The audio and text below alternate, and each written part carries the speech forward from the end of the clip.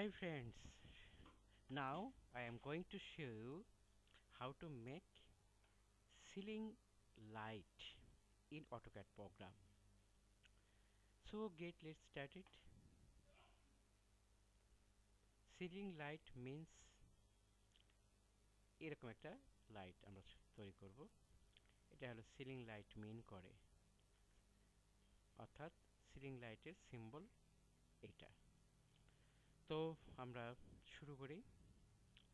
তো আমরা প্রথমে যেখানে একটা সিলিং ফ্যান আমরা তৈরি করব সেখানে আমরা এটাকে ড্র করার চেষ্টা করব। তো এখানে আমরা সিলিং ফ্যান এটা দেখছি 6 ইঞ্চি একটা সার্কেল নিয়েছি।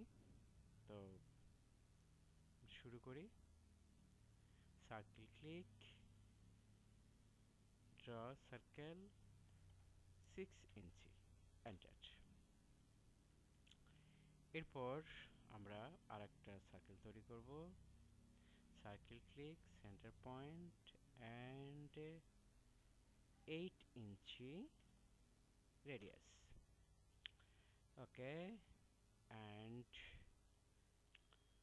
আমাদের আরেকটা কাজ করতে হবে, সেটা হলো লাইন ড্র করতে হবে। তা আমরা কোয়াড্র্যান্ট টু কোয়াড্র্যান্ট আমরা লাইন ড্র করব।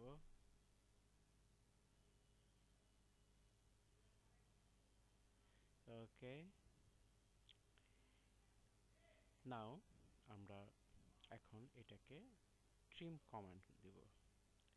ট্রিম কমান্ড করে আমাদের এই circle delete, circle delete, circle delete and circle delete. Now এটাকে আমরা 45 ডিগ্রি অ্যাঙ্গেল করব। 45 ডিগ্রি অ্যাঙ্গেল, নট 90 ডিগ্রি। তো rotate click, select lines, midpoint and 45 degree, enter. Again trim command, click and select object.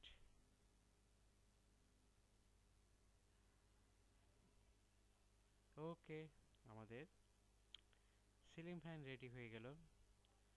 So thank you for watching this tutorial.